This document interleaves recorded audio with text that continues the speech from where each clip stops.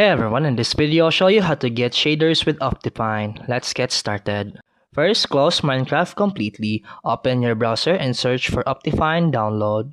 Go to the official Optifine website and choose the Minecraft version you want, then click mirror, then click the download button. Once downloaded, open the Optifine file.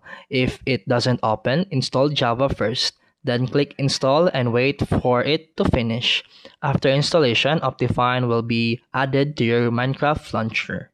Now you need shader packs to actually change the visuals. Search for trusted shader website like CourseForge or similar sources. Pick a shader you like and download the latest version.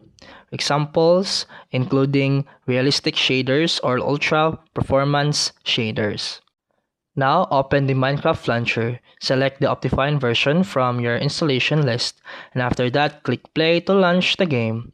Once in Minecraft, go to the option, then go to video settings, then go to shaders, and after that click shaders folder. Now drag and drop your downloaded shader pack into this folder.